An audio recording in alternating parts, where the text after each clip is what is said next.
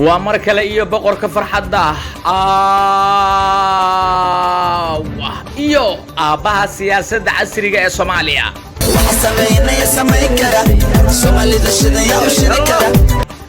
دكتور حسن شيخ محمود waxa uu qoray taariikh aysan weligood qorin madaxdii soo martay Soomaaliya isaga ka horiyay iyo kuwii ka dambeeyay mana qori doonaan kuwa badan oo soo socda waa haliyay aftahan ah fikirkiisa aan la gaban waxa uu sameeyay hadalhayntii ugu ballaarneed ee caalamka waxaana loo aqoonsaday geesihii la gala xilli adagna garab istaaga dadkiisa iyo dalkiisa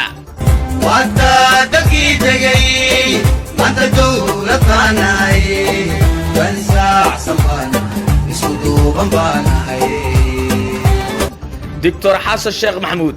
waxa uu ku suntan yahay aabaha siyaasadda casriga ee Soomaaliya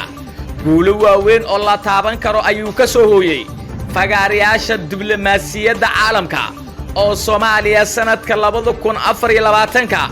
ay ku naaloon doonto barwaaqo iyo horumar waaweyn oo la taaban karo iyo hanaan dawladeed oo casri ah waxa laga qaaday xayiraadii hubka oo saarneed muddo 30 sano iyo ka badan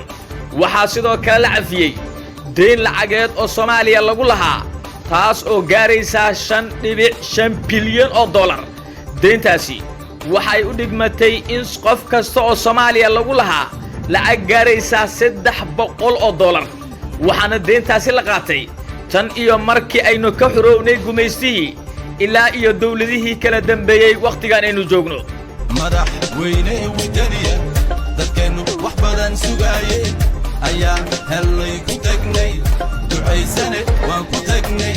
مدن حسن وكتكني للحرية وكتكني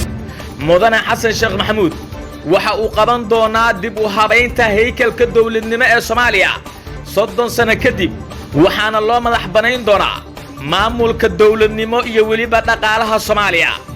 hadaba ma isku raacsanahay daawada in Dr. Xasan Sheekh Maxamuud uu yahay aabaha siyaasadda casriga ee Soomaaliya maadaama guulo waaweyn uu ka soo hooyay fagaarayaasha diblomaasiyadda caalamka la dagaalanka argagixisada qaabaynta haykalka dawladnimo nidaamaynta sharciga iyo waliba amniga mudane Xasan Sheekh Maxamuud guulayso taariikhda ayaa ku xusi doonta waxaana tahay haliyay facweyn waxaana ku leenahay hogaami 20 sano ee soo socda adigoo waliba qodaya soona saaraya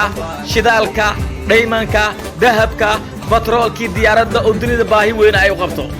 wala jan socdaal oo idin leh Soomaaliya waxa uu bariyay kuwa cusub waxaana u sameeyay aaba Xasan Sheekh Maxamuud bye bye حرية أركب جوحة نباح قبل الحرية أنا ده أنا صعناه